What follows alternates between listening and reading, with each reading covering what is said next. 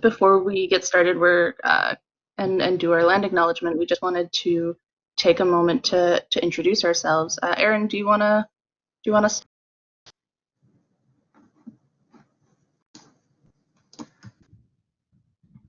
Sure, I'll start, and I'm just showing an image of myself so that people can see who's talking. So, hello, my name is Erin Fields, and I am a librarian at UBC Library. I'm in Kerner Library, which is the Humanities and Social Sciences. And in particular, I support gender, race, sexuality, social justice, as well as the School of Information. And I do a lot of work related to supporting projects in open education and open pedagogy.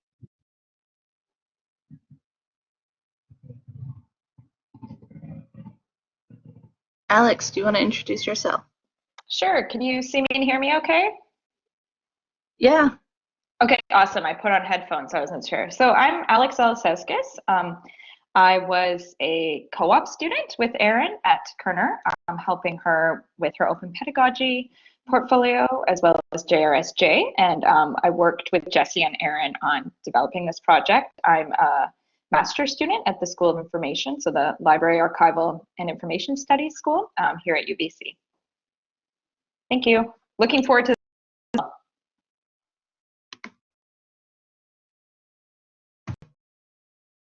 And my name is Jessie Taylor, and I lecture in the Department of Gender, Race, Sexuality, and Social Justice here at UBC. I wear a lot of hats, and I really love zines, and a lot of the work and my interaction with zines happened with activism that I've been doing, and it's been really fun to bring those into our classroom and work with Erin and Alex and collaborate with the library to really enrich my class. So thank you all for being here. I also wanted to say a real thank you to the AMS and OER Funds Rapid Innovation Grant. They're the ones who really made this project possible.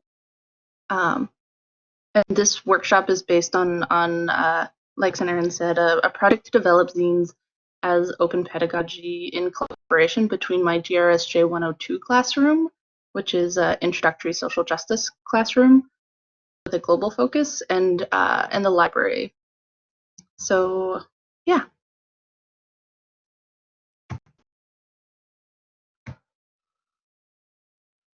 So before we get started, I wanted to take a moment to acknowledge the lands that we're working on and learning on, and this is really important to do when we're all physically together, but also extra important, I think, to do when we're using these online spaces, because it can be easy to forget land, and actually we're using more land this way, not less. So I want to acknowledge that this workshop is based on work that took place on the traditional, ancestral, and unceded territories of the Musqueam people that UBC is located on.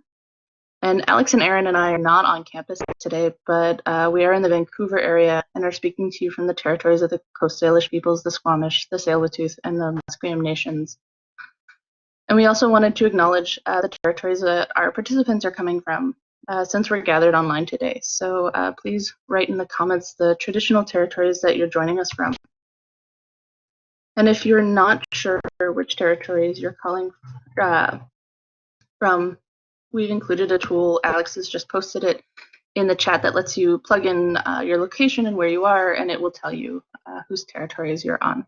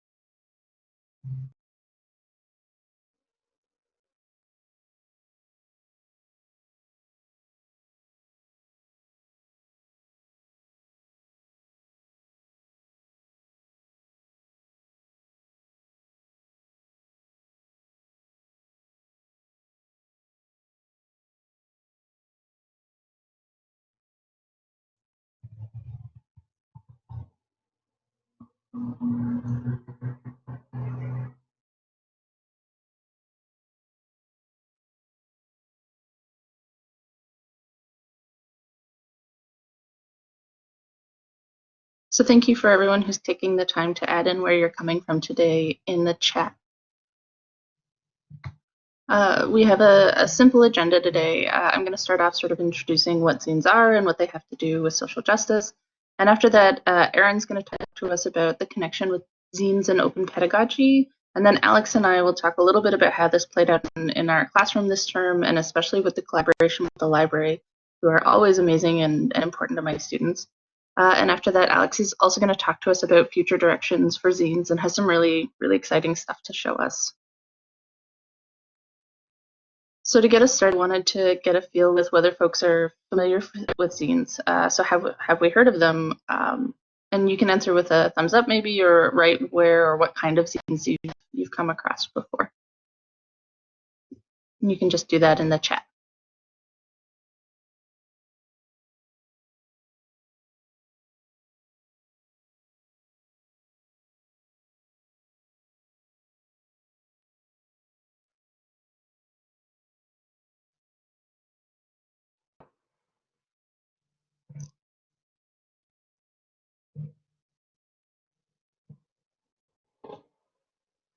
Great, this is exciting. We have a real mixed group of folks.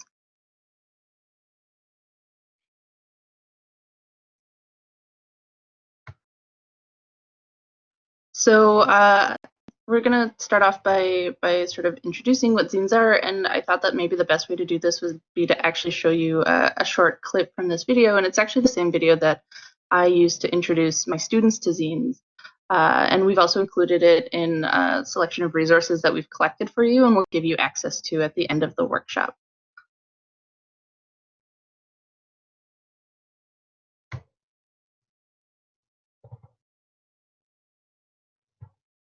For just a moment.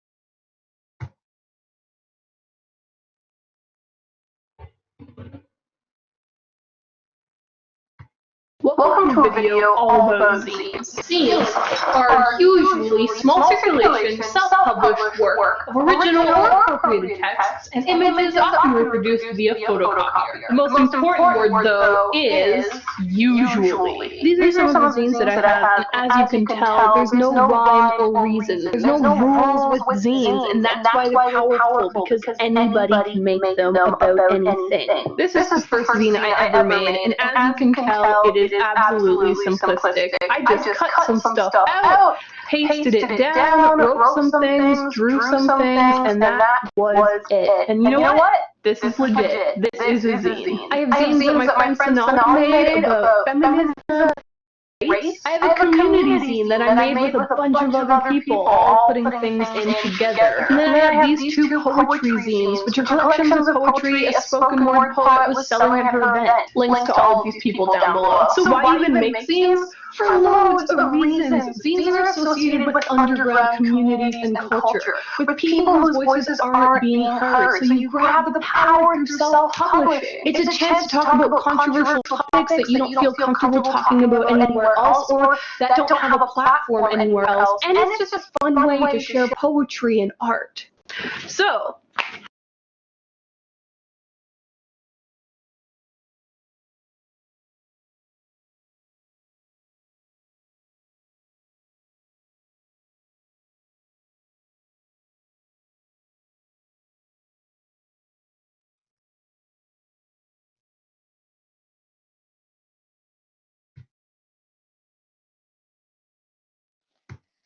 Sorry, Jesse, I just muted you for a second because there's some feedback. So are you back? Yes, I'm back. Thank you. Okay, sorry. So like Ariel Bissett was saying in her video, zines are these small circulation self-published work, and they have a long history with social justice and with sort of independent sharing of information. While there aren't a lot of strict rules to zines, I make a lot of rules for my students and give guidelines more than this video does. But it still gives them a lot of freedom to explore and be creative and find alternative ways of engaging social justice related topics. So this long history of activism, and especially in like queer social movements, punk culture, science fiction and fan works, and music and independent music series. And so these are really accessible, they're low tech, and they're inexpensive to reproduce. And so this is with social movements and organizing, zines were also a really great way to share information. They have a really great history among like third wave feminists and consciousness raising. They're associated with like Riot Girl stuff. And they're also a very popular means of transmitting like independent information, independent art information, especially with music artists. And when we're talking about like independent artists, especially with punk movements, we're also very much connected to politics. Zines are also really important for recording histories of marginalized communities, and today their archival and also their collection is important for preserving histories of these same communities. And I also see zines making kind of a comeback, especially in feminist circles and DIY culture and 90s aesthetic. And maybe zines never really went away, but I am starting to see them more in popular imagery like comic books, which I'm going to show you in a next slide. But one thing I also wanted to impress is that zines have also always been transnational. So in my course, we had particularly a global focus, and that was really important to touch upon. People created zines for small local communities, but they've also been part of mailing lists and going to distributors across borders and creating communities across borders. So what counts as local depends on how you're defining community. And so this is true for feminist political zines, for queer zines, music-related zines, and literary and science fiction zines. They've always been everywhere and sort of crossing borders. So zines have this history, and they're part of present-day activism, political organizing, recording events, spreading information, and popular culture. And to give you a sense of where I'm seeing zines and how zines made it into how I imagine my classroom and how I think about pedagogy, I thought I'd show you some of my early encounters with social justice in zines. So I mentioned popular culture a minute ago. When I encounter zines there, I'm thinking about instances like this photo on the top left. It's a mixtape list from the back cover of an issue of a comic book called The Lumberjanes. And this is very much using a zine callback aesthetic. The comic itself is about these super feminist Girl Scout troop, and they say stuff like holy bell hooks and friendship to the max. And they're very creative and handy and DIY, and the zine aesthetic really fits with the comic. So the mixtape list here is compiled by one of the characters, and readers can cut it out. And the image is actually what inspired one of the components of our zine assignment, which is all of the students have to create a mixtape list. Each group has to compile one related to music that relates to the topic that they were writing on. So when I learned about zines and I was taught to make zines, it was from pretty much real life versions of the Lumberjanes. They were a group of high school youth called the Fredericton Youth Feminists, who were well known in New Brunswick for ongoing activism and community building projects, particularly around abortion access in the province, and also how their school had a dress code in lieu of a sexual assault policy. And one of the things that they did was make zines about these things. And instead of just making zines about these things, they also held community events at the library to teach other people how to make zines about issues that matter to them. And this is where I learned zines. So you can see there's like a zine-making night poster, and you can see two of the Fredericton youth feminists, Dominique Boucher and Megan Hill. They're no longer in high school. They're still formidable activists, and one of them is studying sociology, and the other is still very much involved as a translator and media person for abortion rights and activism in New Brunswick. So they're the ones who taught me how to make zines, and one of the things that came out partly from that night and some ongoing activism was the first zine that I was connected with, which was the zine on the far right, What is Going On with Abortion in New Brunswick. And this was authored by my friend Hannah Gray, who's a member of Reproductive Justice New Brunswick, and it was created to distribute and distributed to teach people about legislation that needed to change in the province and how to access care and accurate information if you needed it. So when I came to UBC, I started using zines in my classroom and got talking to Erin, who was already coming into my classes to teach my students about library tools and GRSJ at the library. And Erin got to showing me Queerdle zine archives that we had access to here at UBC. And Erin really inspired this project, and what we're talking about today really came out of that conversation. And Erin and her passion and knowledge about zines and culture and pedagogy. And Erin actually also submitted this last photo I wanted to point out on the bottom left is a zine that she made a couple years ago when GRSJ was known as Women's Studies, and she had created a zine for undergraduate students about how to research and using library resources. So before we sort of transition, has anything come up in our chat so far? No questions, just some interest, cool connection to the Fredericton youth feminists from Sarah. So we could talk about that in the discussion session maybe. Oh, that's amazing. I'm really excited about that. Well then, I think we'll transition to Erin, and Erin will get talking to us about pedagogy and zines. Great, thank you, Jessie. Can everybody give me a thumbs up if you can hear me?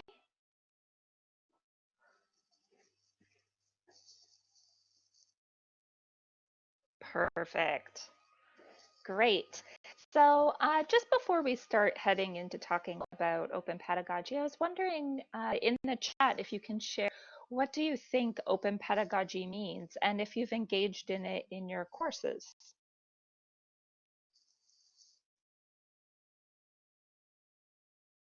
And if the answer is I'm not sure, that is perfectly fine.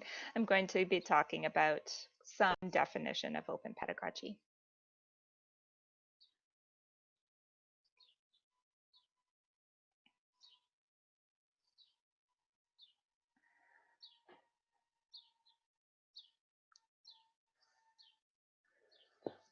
So I'm seeing a few not sure's, which is good you're here, so you'll hear a bit about it.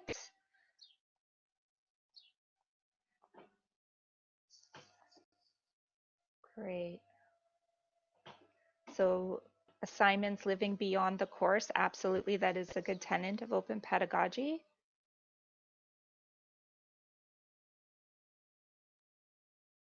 Like public pedagogy, so it's open to others outside of the course, is definitely a part of it. Creative group projects, yep.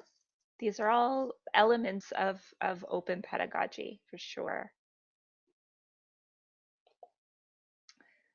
So moving on, defining open pedagogy is really challenging. There's really very little agreement on what open pedagogy is.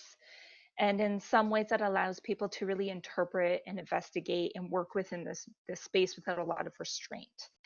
For our purpose and to get just a better sense of what we mean when we say open pedagogy is a focus on knowledge that is flexible, and it's for interpretation through social communal dialogue. And what that means is that knowledge comes from us communicating and talking and understanding together.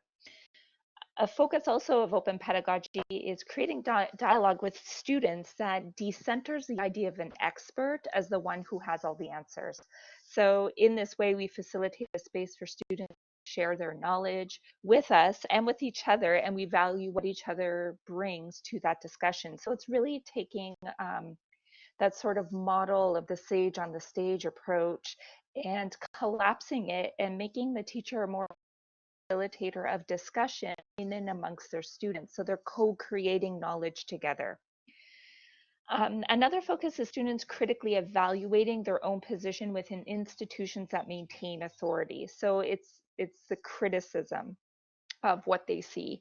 And this is in particular wasn't a part of the collaboration as students were engaging in really difficult topics from a social justice lens, which really rejects or critiques systems of power and authority and is looking to stabilize systems that don't focus on human rights and equality. So this is really where that social justice piece aligns well with open pedagogy. Additionally, when we started to discuss things like copyright or intellectual property or cultural appropriation in information sources and information institutions, it also became a place for students to critically evaluate and reject and rethink their place, which was an interesting kind of aspect of information literacy that often in the library we don't really get to discuss with students. But okay, so that's really just sounds like another kind of pedagogy, which is called critical pedagogy. Where's the openness aspect actually coming from? So a key aspect to this collaboration was the idea of student-generated knowledge through the medium of zines. So openness within that context was not only about a dynamic within the classroom, but also about what was created within that space as a way to position students' work in the information ecosystem and elevating their voices and sharing their knowledge with each other, the campus, and the world. So that's where that public knowledge piece comes in.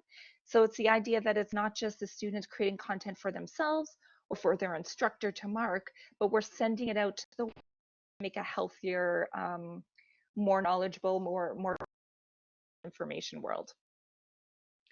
So in our traditional information systems, there are voices that are missing because we're bound by a system that's designed to indicate authority. And I think we're aware of that there's publishing processes by publishers that allows for the dissemination of information and through approved channels. And then that information is then housed in a place of authority in the library. But that's a really limited way to engage with information because it the voices, the people can actually speak and have a space. With open pedagogy, it supports students to not only be consumers of knowledge, but producers, engaged in alongside their instructors in voicing their own growing expertise, creating meaningful generative work that can add value to the world through openly sharing. So openness in this instance really is focusing on OER, which is open educational resources, because that's what the zines ended up being in the end, and what is called OER enabled pedagogy, which is an aspect of open pedagogy. And what that really is just a set of teaching and learning practices that are only possible or practical in the context of the 5R permissions that are the characteristics of OER. And basically the 5R permissions are permissions that we give people to retain, revise, remix, reuse our work to build upon previous knowledge. So when the students were working on their content, we were elevating voices that had been excluded from knowledge creation and sharing by empowering the students to understand the value of their intellectual property, the benefit of sharing openly their work publicly to continue a dialogue. So assignment, which we'll discuss in a bit, asks students not only to critically engage in discussions and evaluate social justice issues, but to develop a resource that used existing open resources, publicly share those resources with each other and with anybody who was interested in acquiring them. And we'll talk about how that happened and where they were shared, and engage in licensing their resources for further use. So this supports critically thinking about issues like intellectual property and systems that may seek to support or limit those rights. It spoke to copyright and the limits of a system when it comes to cultural objects and expression. Engaging in zines, we also supported the students in investigating and engaging different kinds of information creation and sharing processes, prioritizing an ongoing dialogue by sharing, allowing for remixing and redistribution of what they've created, and by acknowledging and elevating students' voices as valid and valuable. So this is really at the heart of open pedagogy, as the public practice here acknowledges and reflects how knowledge is really fluid and socially constructed. So that is the heavy, heavy pedagogy piece. I don't know if we wanted to answer any questions on that piece right now, or we can save them to the end and just move forward on what the assignment actually looked like from this context. If anybody had a question now, I'm happy to answer, or otherwise we'll move on.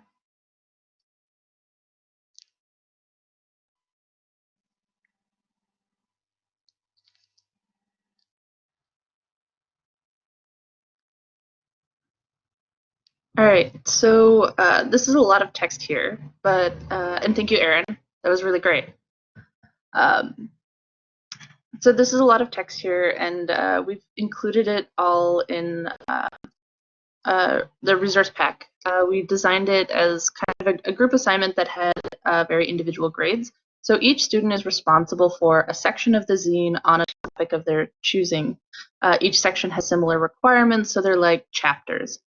And anything that's involved with the actual publishing side, such as like physically putting it together, having a shared theme, figuring out formatting, writing a description or reflection of the zine, choosing copyright statements, those were all group activities.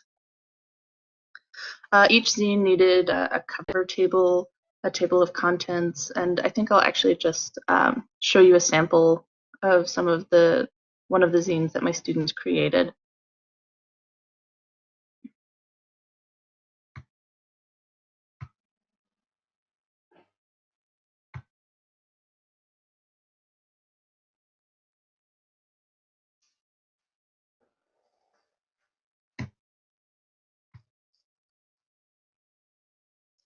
So they needed a table of contents and a reflection that incorporated all of what they'd learned and how they were connecting all of their topics together under a shared theme. Every chapter needed their own very concise topic that they critically engaged with, a social justice topic, and included components such as like organizations that are doing work on their topic, academic sources, and in keeping in the nature of DIY zines, I also required all students to create some kind of how-to guide or an action list so that students can think of the active nature of their readers and how their work can have influence outside the parameters of this class assignment. I wanted them to think about how interacting with their potential readers and the relationship that they both have to the content that they put in their chapters. So this person, for their like how to action, you can see that they put like 2 different organizations and information about them, but then what you can do to help, they created different actions that readers could take if they're interested or wanted to do work around this topic.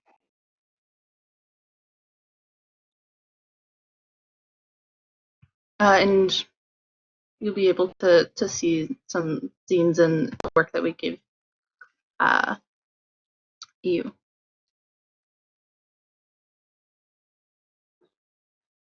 How do we bring back that slide?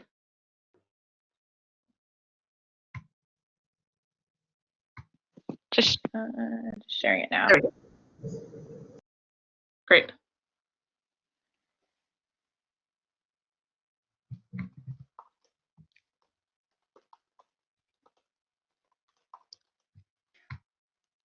And then we because of what we were able to do with this grant, we had a lot of pre-activities that we were able to do with our students to sort of like teach them and work with them around zines, and then also activities that we did sort of after the physical creation of the zines.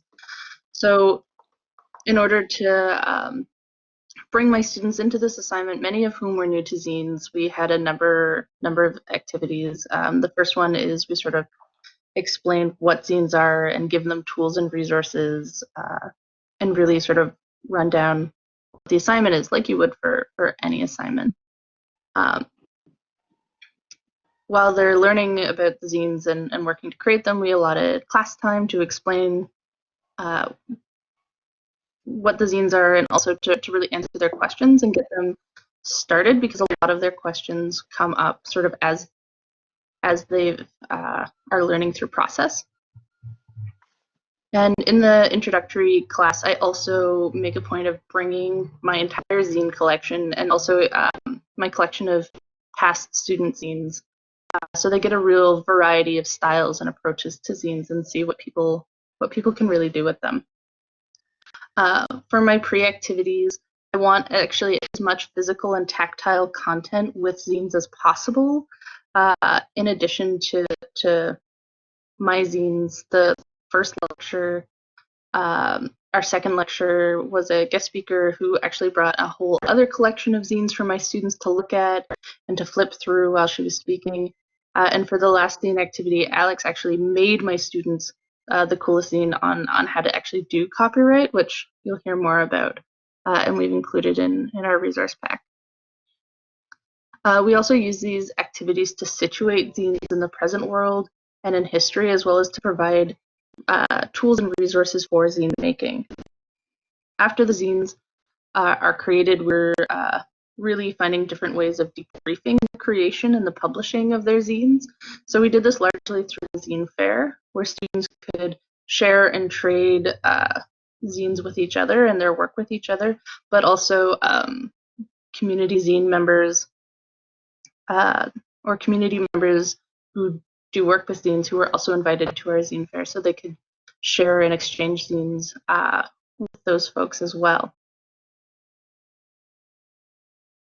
We also debriefed in the classroom, and students created best practices for future classes of students. And of course, because it's an assignment, there's also like grading and feedback.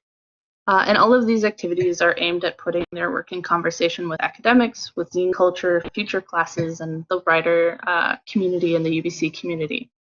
And for me, this is really an ongoing goal of GRSJ classes, and maybe actually most classes, really trying to link what we're doing in the classroom to community and vice versa.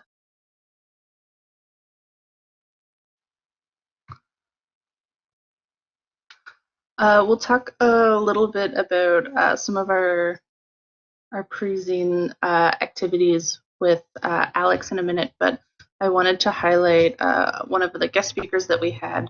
So like I said earlier, this project is part of my GRSJ 102 class. It's an introductory social justice class that has a specifically global lens to it. So showing zines and how they can be transnational and how zine culture works in different places was really important to this class. And we were really lucky to have Renee Ng Zine Co-op be able to join our class this term and give a lecture on the Freedom High Zine Collection, which is a collection of zines coming out of the pro-democracy protests in Hong Kong starting last summer. And Renee is an activist and artist with lots of experience with zines and building community through zines. And she's actually also an expert on the really technical aspects of printmaking and self-publishing. So she's very knowledgeable, very experienced, and being able to share zines that are coming out of a very young movement and being able to put this collection in context, the context of a really thriving zine culture that was already in Hong Kong, and show really clear examples of the many ways that zines are being used in political organizing today. And some of the zines that she had were recording events, archiving history, exchanging ideas, educating about safety mechanisms, art, and being able to see all that was a really invaluable experience for my class. And there's a lot of ways that you can make zines relevant to your classes and courses and materials, and also speakers who can really integrate those for you. So before we move on, has anything come up in the chat? Yeah, there's a question about how to grade these without reverting to the sage on the stage culture. I'm wondering though, we're a little short on time, and would you mind answering that in the chat, Jesse? Yeah, I will. I'll answer that in chat. So Okay. I'll pass it along to Alex. Okay, great. Sorry to push you off. I just want to make sure we get through some of the other components and leave enough time for discussion. So, okay, so as Jesse and Aaron told us about sort of the framework of the zine project, I'm going to talk a little bit more about how we integrated the open pedagogy and open educational resource components. So as Jesse mentioned, we applied for an OER Rapid Innovation Grant to help fund materials and resources for students to make their zines, present their zines to a wider audience. This included funding, so we gave them print copy cards so they can print off their zines at no cost to them. We created a zine-making kit, which I'll show you in a moment, that students could do as part of or use as part of a extra assignment or extra activity they could do to lead a zine workshop. And also it was, the funding was used to help organize a more community-oriented zine fair. So where Aaron and I came in, we came into the class throughout the semester, but our main contribution was an instructional session. Since zines frequently use methods such as collage or appropriation, they're really a great case study to ask students to think practically and ethically about intellectual and cultural property. And these are subjects that often, because they're so complex or legally complex, are hard to get engagement. But the zines we found really drove home kind of the practical issues and gave an excellent example of how intellectual property works. So we really just introduced students to the publishing ecosystem, asked them to think about intellectual property more broadly. This is just a slide from our presentation of, you probably all know about the monkey selfie and who owns the picture, the monkey or the photographer who owned the camera. So we used a lot of, you know, like polling, quizzes, and kind of group brainstorming to talk about these topics as well. There's more information in our slides too. We'll circulate that, but I just want to make sure we get everything, go through it. And we'll also include a link within the resources. There's a link to our PowerPoint presentation that Aaron and I gave in the class if you want to see more of how we structured it. As Jesse mentioned, I also made a zine, sort of kind of following form follows function of the assignment. And this focused on finding and using images, open images, so images that were openly licensed and that students wouldn't have to ask permission to use. There were a lot of benefits to creating zines as an instructional material. Aaron, as Jesse mentioned, Aaron had used them previously for library instruction. But they're really fun to do. It kind of worked a creative bone in my body that I haven't used in quite some time. And it's really kind of creative way to think about how to present information in an easily digestible format for students, right? Particularly on a topic like copyright, I really had to think about what are kind of the really key take-home points that I can put into this 14-page, highly illustrated resource. And zines are often framed as how-to manuals, right? So they're really kind of within their essence a great resource to use.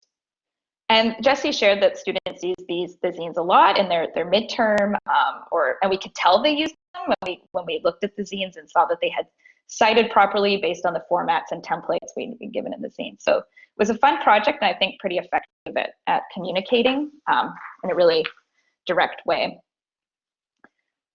As part of a new part of the assignment that Jesse incorporated to kind of focus on this intellectual property, open pedagogy, open educational resource component was to ask students to create their own licensing statements. And this was really a way for them to think critically about how they want their intellectual property circulated, as well as think about kind of the intellectual property framework. And we had some great examples.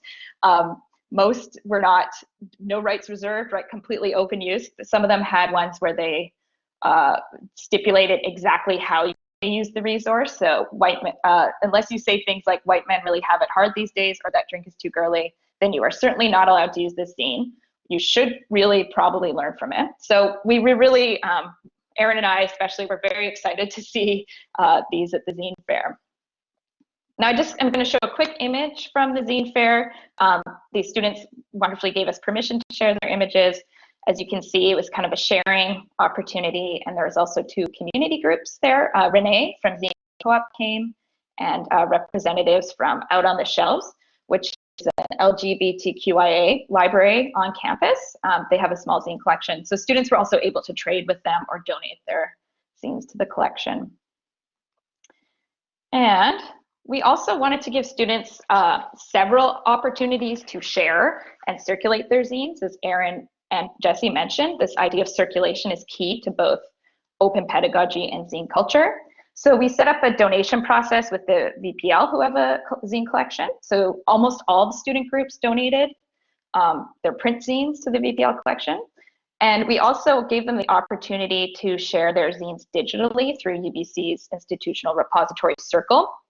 So the library was going to provide support in uploading it or mediated uploading to the collection. Now, we didn't have many students take us up on that. There was a few students interested, but with the whole COVID thing, and also because these were collaborative projects, we hadn't quite worked out a system, but that's something that we would probably pursue in a future iteration of this assignment.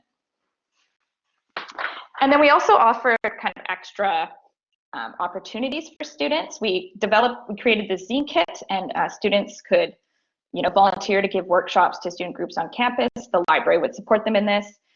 Because it was a first-year class, not many students took us up on this offer, but in an upper year class, this would probably work a lot better when students feel more established. And we also provided the option for 1 or 2 students to help curate a book display at Kerner Library, which you can see here. I worked together with 1 student to develop the framework for the display, and she wrote didactics. And it was we displayed zines from Jesse's previous classes, as well as materials from the Kerner's collection. So we just wanted to go through a couple of project takeaways and then conclude with some questions about how zines might especially be useful in this very quick pivot to online learning. As we mentioned, they're really useful in getting students invested in questions of copyright and intellectual property in a very hands-on way. What we did find is that students wanted more support in terms of the physical analog components of zine creation on their reflections and feedbacks. They very much said that that was the hardest part, so that's something we would think about in the future. This worked well as an assignment replacement or essay replacement for an essay type assignment, but the student-led components like the workshop or the book display would likely work better in upper level classes. In the future, we'd probably push students more towards the digital components. Jesse talked about making that maybe a requirement or something for students to think about. The power of a zine as an instructional material really was hammered home for us. And then finally, using zines as a teaching tool that integrates different learning styles really lets students highlight their strengths while learning others. And it was pretty amazing to see how these group members came together to create these really diverse and kind of really beautiful products.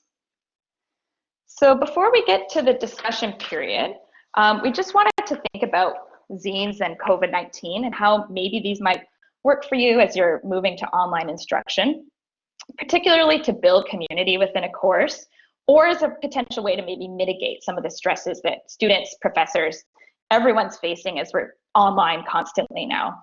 So how might a zine format for instructional materials or zine-making assignments counteract some of these challenges? So zines have really always been about community, as Jesse foregrounded. They're frequently collaboratively authored, or the how-to format is really kind of a sharing format.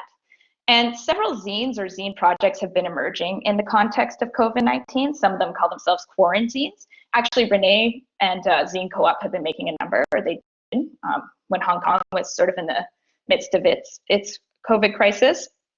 And a lot of these zines coming out of COVID are highlighting this care function. So this is an example. It's a zine called All We Have Is Each Other, which is, it has a lot of text about thinking about caring for people, but it also includes like cutouts and a template or a pattern, sorry, for how to make your own masks. This is just another example of Asian American feminist antibodies, care in the time of coronavirus. So we really want you to think about, is this care and community building function of zines something that could help foster connection and maybe build empathy in the classroom right now and online? A syllabus framed as a zine, for instance, might present a creative and simple way to present information to students overwhelmed with navigating endless Canvas modules, right? And this is something that Hannah McGregor, who teaches in the publishing department at SFU, does. She does a simple foldable mini 8-page zine as a syllabus. Or maybe a collaborative assignment like the one Jessie developed would help foster connections between students and creative connections between students in the absence of face-to-face learning. And finally, sort of addressing the STEM question, right? How might it be relevant to more scientific fields? Really, a zine's low-tech, direct, and informal nature could be useful in helping students conceptualize effective ways of communicating complex ideas to public audiences. And I'm just showing you an example here of a CBC commissioned comic or zine about COVID-19 for kids. So the idea of like public health communication is something really important. Right now in zines, because they're low barrier and quite direct and informal, creative could be one element of that. All right, so sorry for whipping through that. We'll share these with you at the end, but for the last 10 minutes or so, we just wanted to have a group discussion if you're comfortable. So you can raise your hand with the raise hand icon at the bottom and then unmute when we call on you, and think about what might a zine assignment or instructional material look like in your courses? How might you use the zine format in your courses? If you're more comfortable sharing in chat, please feel free to do that. And also, if you just have any other questions, this is sort of our opportunity to discuss as a group. So.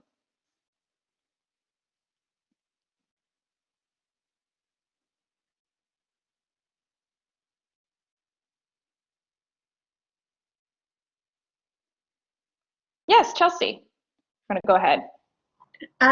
So I teach in the School of Population and Public Health, Science and Risk Communication, and I like the idea of this as a platform for little kids. I actually find kids are some of the most neglected populations in terms of communication, especially at the post-secondary level, and this is already in a format they're familiar with from readers. So I like this as an opportunity in my own context for making something accessible for younger people.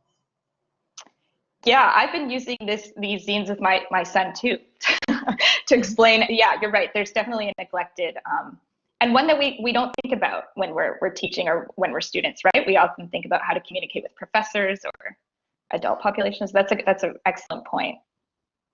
Sarah, you also have something. Oh, Erin, did you want to jump in? Sorry, I'll also say that this format is also very useful for the transition from high school to university with complex kind of ideas. I was in Toronto at the University of Toronto, and there was a faculty member that was sharing short zines in this philosophy class on complex ideas in philosophy. So like informal logic or something like that, but it was parsed down in such a way that it was accessible to the students that were kind of transitioning into more complex reading. So it was almost like a stepping stone. Yeah, that's a great point.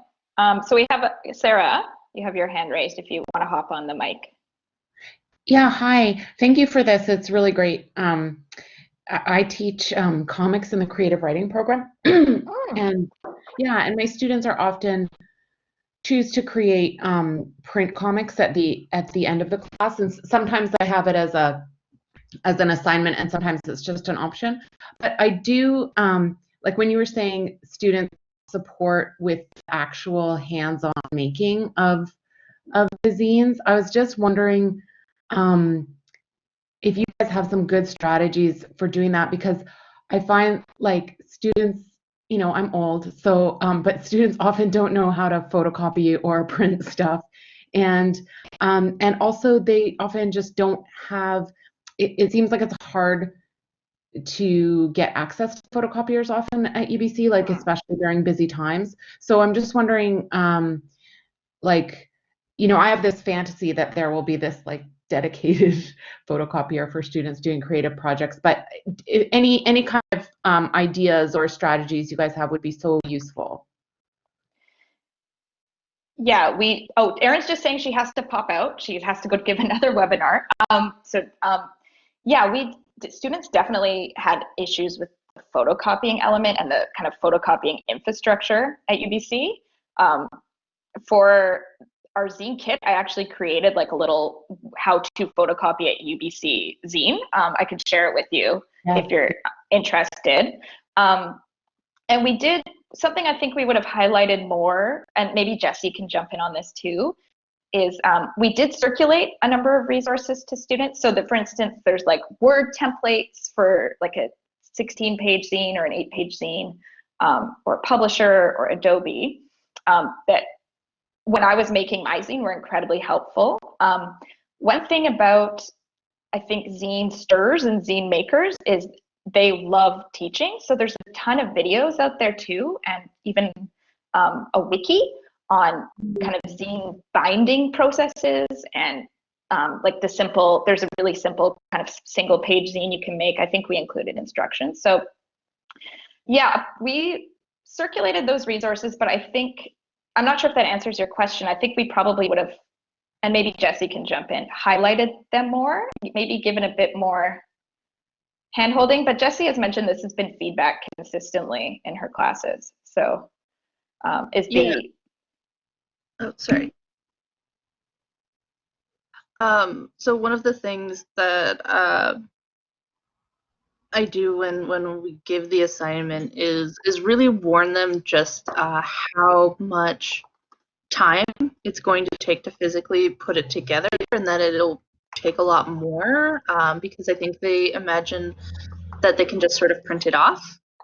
And so we do spend a lot of time, and one of the ways that I try to encourage this is by like consistently getting them to make deadlines of like how, get your stuff in, like have it finished the week before so that you can spend the week of like finding photocopiers, or just like the very physical process of figuring out geometrically how it all goes together, and giving best practices and best tips. And so this term, what we had our students do is create best practices in their feedback. So including like very practical, basic things about things like what mediums did you use to communicate with one another, or to like have in-person or online classes, or also like if you could tell the next class like how many in-person meetings and how many online meetings you would have to have, what would you tell them? And so we got them to create sort of best practices, as including about how to actually physically put together your zines. One of the things that I also, when I physically hand out the zines, and this is why I think it's so important that they see so many of them, is they can sort of see how they're put together. But we also talk about structural integrity, and structural integrity is also one of the things that I include in the grading scheme. So they know that they can see examples from past classes about like things that maybe technically worked but didn't necessarily doesn't hold up as well, and so they can see different models that people have used, and they're sometimes very creative at problem solving, but also because of the nature of zines and how they always can look a little bit messy or remixed. When students make printing mistakes, sometimes they also find really interesting ways to turn them into features rather than bugs. So one of the groups this term, they all ended up with like a blank page after every chapter, and they remade that blank page into like doodle your thoughts about this chapter on this page. So just really encouraging them to find ways to turn things into features rather than bugs.